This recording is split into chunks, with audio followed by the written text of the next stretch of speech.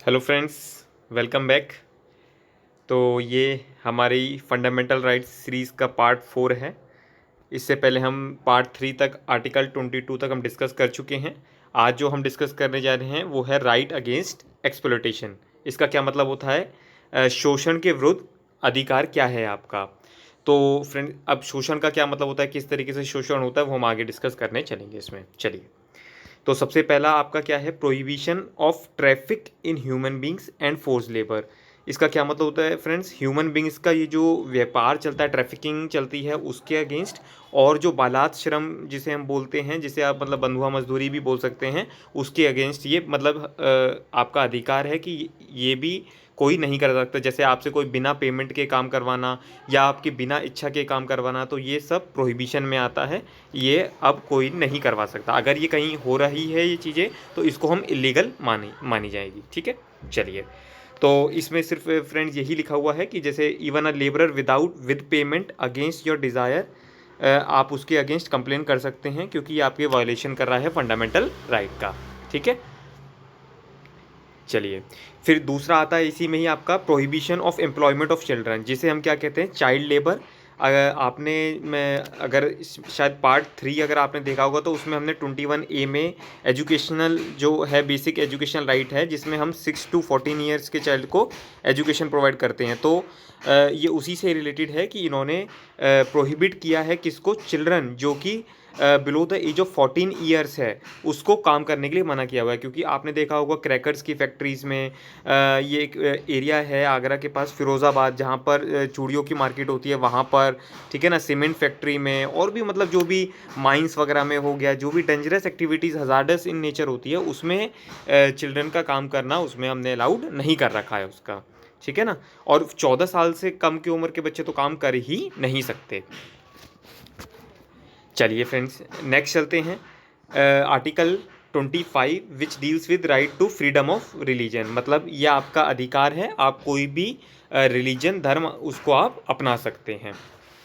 तो इसमें हम क्या लेकर चलेंगे? बेसिकली अब इसमें क्या हम डिस्कस करने जा रहे हैं कि freedom of conscience, freedom of conscience and free profession, practice and propagation. इसका क्या मतलब हुआ? आपका अधिकार है कि आप उस कोई भी रिलीजन को मान सकते हो, किसी का भी आप आचरण मतलब प्रैक्टिस कर सकते हो, और प्रोपेगेशन का मतलब हो गया किसी का भी आप प्रचार कर सकते हो। रिलीजन का आपका पूरा अधिकार है इस चीज़ में। ठीक है, तो article 25 gives to every person the freedom of conscience and right to freely profess, practice and propagate any religion. और बस इसमें एक कुछ रेस्ट्रिक्शन लगा रखी हैं कि भाई आप उसको पब्लिक ऑर्डर में करेंगे, मतलब उसमें कोई मतलब आप ये नहीं कि उसमें लॉ का कोई उल्लंघन कर रहे हो। ठीक है ना, लॉ का पालन होना चाहिए और सोशल वेलफेयर के लिए होना चाहिए। ये एक छोटी सी कंडीशंस हैं। ठीक है, और अब बाकी कंसेप्ट ऑफ रिलीजन वगैरह क्या है, ये इस कंसेप्ट में क्यों आया, और जैसे आपने सुना होगा, अगर आपने प्रियम्बल वाला वीडियो देखा होगा, तो उसमें मैंने बताया था कि India is a secular country. तो अब इस सेकुलर वर्ड का क्या मतलब होता है, आपने भी बहुत सुना होगा, और आई थिंक इंडिया में तो ये बहुत फेमस भी हुआ करता है। तो बेसिकली सेकुलर का मतलब होता है धर्मनिरपेक्ष देश। मतलब ऐसा नहीं कि मतलब इंडिया जो है नास्तिक देश है, कोई धर्म है ही नहीं इसमें, मतलब कोई स्टेट का रिलीजन नहीं होता है। ठीक है, तो एक तरीके से मैं आपको ये कह सकता हूँ कि जब हम सभी धर्मों का समान दृष्टि से जब हम देखते हैं, उसको सेकुलर बोला जाता है।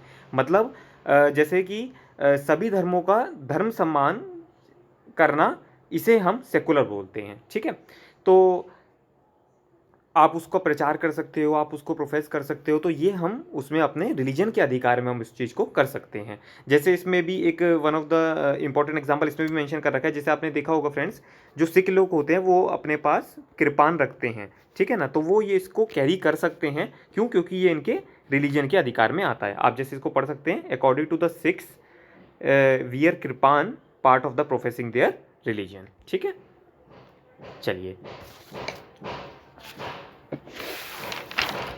अब हम आ जाते हैं friends, freedom freedom to manage religious affairs. ठीक है ना, मतलब आप अपने जो भी धार्मिक कार्य वगैरह हैं उसको आप मैनेज कर सकते हैं। ठीक है ना, इसमें तो अब इसमें तो फिर सारी चीज़ें आ जाती हैं कि आप मेंटेन कर सकते हो, इंस्टीट्यूशंस बना सकते हो, अफेयर्स अपने मेंटेन कर सकते हो रिलीजन से रिलेटेड, ठीक है ना। आप एक्वायर अगर आपको करनी है भाई, क्योंकि ऐसा तो हो नहीं जाएगा मेंटेन, जैसे भाई अगर आपको सिख्स के लिए गुरुद्वारा चाहिए, मुस्लिम्स के लिए टेम्पल वो मस्जिद चाहिए, और हिंदूज़ के लिए टेम्पल चाहिए, क्रिश्चियंस के लिए चर्च चाहिए, तो उसके लिए आपको प्रॉपर्टी एक्वायर करनी पड़ सकती है, तो वो भी आप इसी के अंडर कर सकते हैं। जैसे इसमें लिखा है friends, maintain the institution religious and charitable purpose के लिए अफेयर्स को मेंटेन कर सकते हैं आप, और उसी तरीके से एक्वायर कर सकते हैं मूवेबल इमूवेबल प्रॉपर्टीज़, ठीक है ना, और उसको मैनेज कर सकते हैं आप, ठीक है। चलिए, तो ये सब आपका क्या होता है, ये फ्रीडम ऑफ रिलीजन्स में ही आर्टिकल 25, आर्टिकल 26, आर्टिकल 27 इस तरीके से ये आपका चला आ रहा है। तो हम आर्टिकल 27 डिस्कस करने जा रहे हैं, जो कि डील करता है विद टैक्सेस। और इसका क्या मतलब हुआ, इसका क्या मतलब हुआ कि जो भी स्टेट के पास टैक्स आएगा, ठीक है ना, वो किसी पर्टिकुलर रिलीजन पे आप उसको खर्च नहीं करेंगे, आप प्रोटेक्ट करेंगे, आपको सर्व करना है सारे रिलीजन्स का, ठीक है।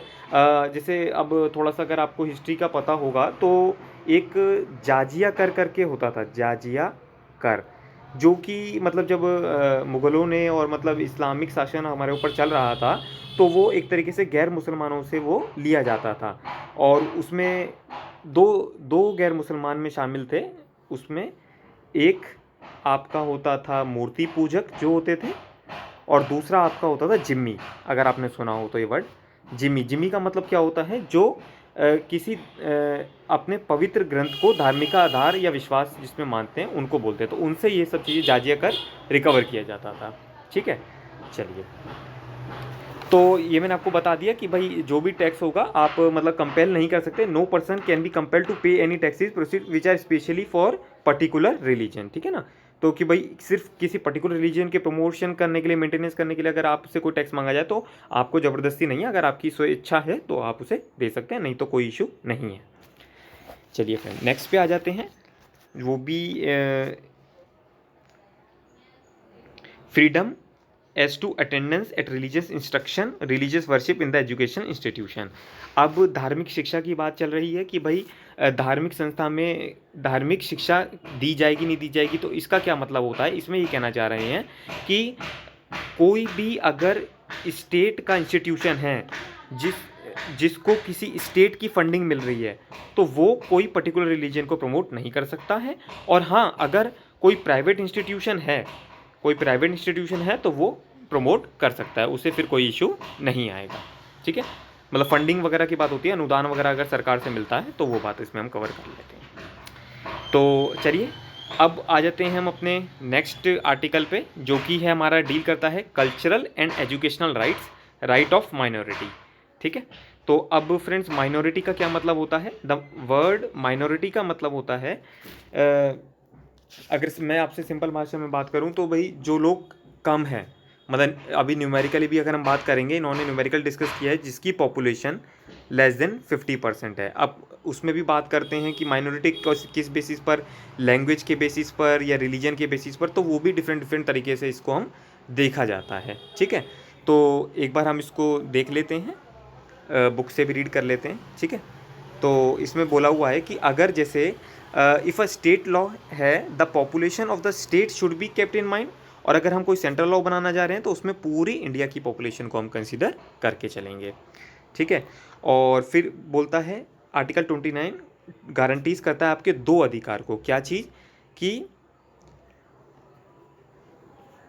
Section of the citizen residing in territory of India और part there of having a distinct language, उनकी कोई डिस्टिंक्ट लैंग्वेज है तो वो उसको कंजर्व कर सकते हैं, मतलब प्रोटेक्ट करके रख सकते हैं। जैसे कि अगर कोई तमिलनाडु में रहता है या कोई वेस्ट बंगाल में रहता है और वो दिल्ली आ गया है, तो वो क्या अपनी लैंग्वेज को भूल जाए, नहीं, वो अपनी लैंग्वेज को प्रोटेक्ट कर सकता है। ये आपका एक फंडामेंटल अधिकार है।